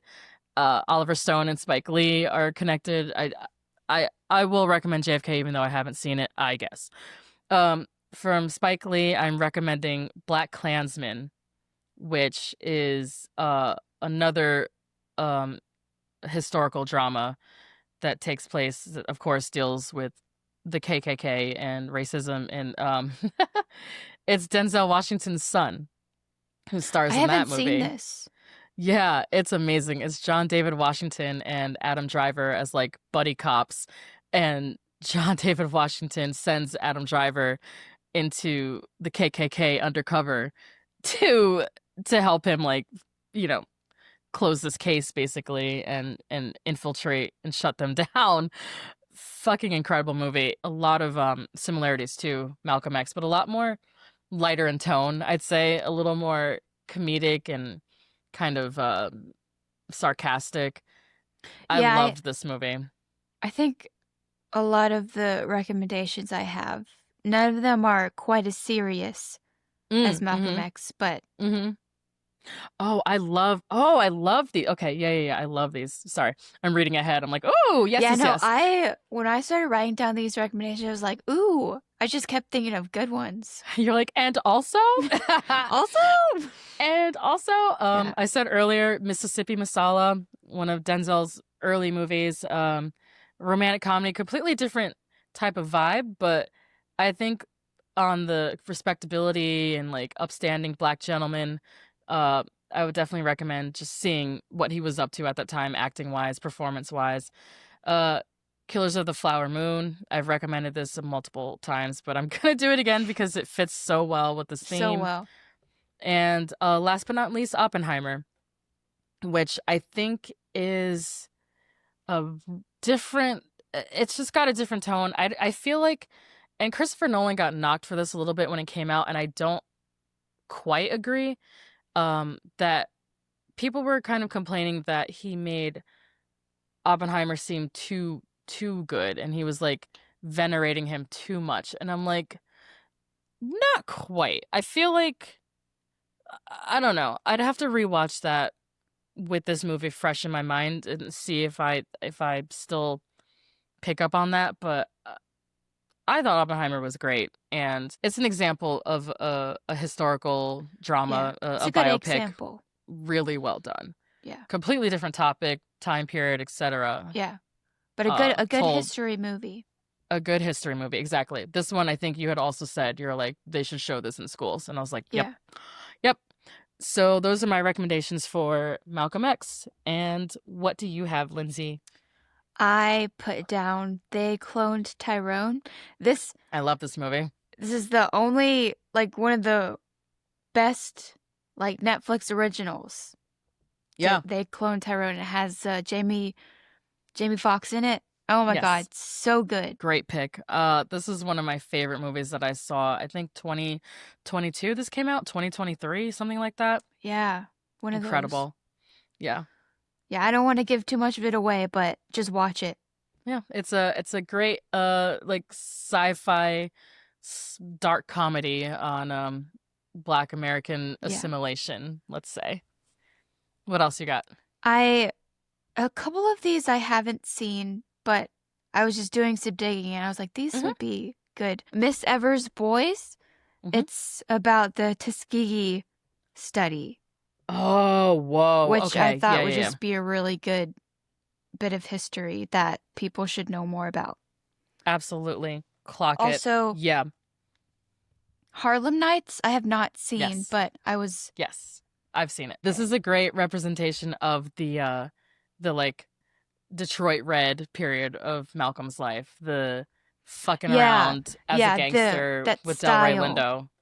And Oh shit, we forgot to mention Delroy Lindo. Damn. Oh well.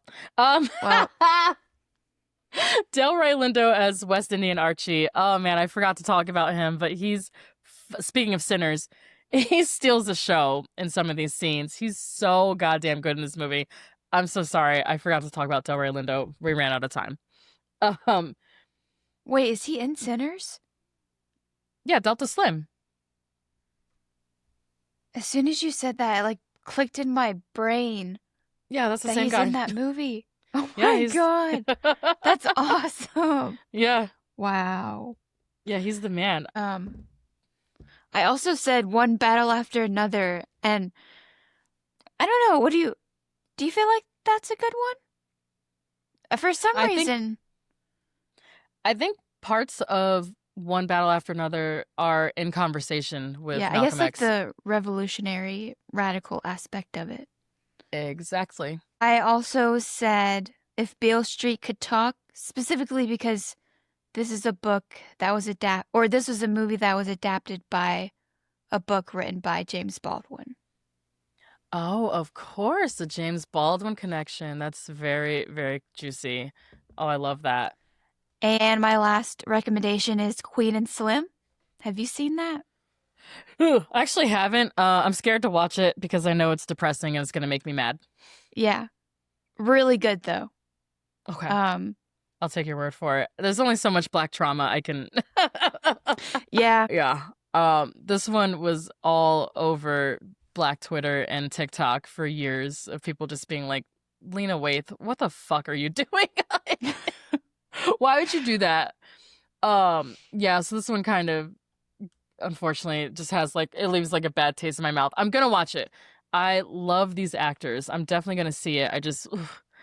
I don't know when. I need some time. Yeah, there's so many movies that they're so good, but it's a hard watch. And you Exactly. Yeah. gotta take your time with them. Yeah, I'm taking my time with Queen and Slim, but I will see Yeah. it. I think these are great recommendations. Thank you. Um, yeah, so what are we covering in our next episode? Next episode, we are doing something a little funky, and you're just Mm-hmm. gonna have to bear with us. I wish there was Yeah. a music pun I could throw in right now. But We're going off page. We're riffing. We're riffing. There you go. we're riffing. Our next episode is gonna be a musician draft or a band draft. We paired up with some really cool guys over at Sleepless Cinematic. They drafted a band with us. Yeah. Yeah, so we teamed up with Sleepless Cinematic basically we wanted to do a draft episode for the first time, and the goal was to build a six-piece band. Yeah. With five of us playing. So this is a fun, just free episode. There's no homework. We pick movie characters who played instruments and made a band out of If them. anything, this just shows how gifted we are in our movie knowledge. That's true. Yeah, we are gifted. And also, it was just a chance to not have to script an episode and watch a Yeah. movie. So, and have musicians on who Yeah. also have a Just movie really cool podcast. people that had a really good time with us. We love Sleepless Cinematics. So, our next episode will be Build a Band, a musician draft. Thanks everyone for listening. Please email us at postfilmclaritypod@gmail.com. Follow us on Instagram, TikTok, and YouTube at postfilmclaritypod. All of our episodes are closed captioned on our YouTube channel. And what am I missing? Follow us on Letterboxd at postfilmclarity. We have so many recommendations and referenced work from this and every episode. Until next episode, stay woke and bye, honeys.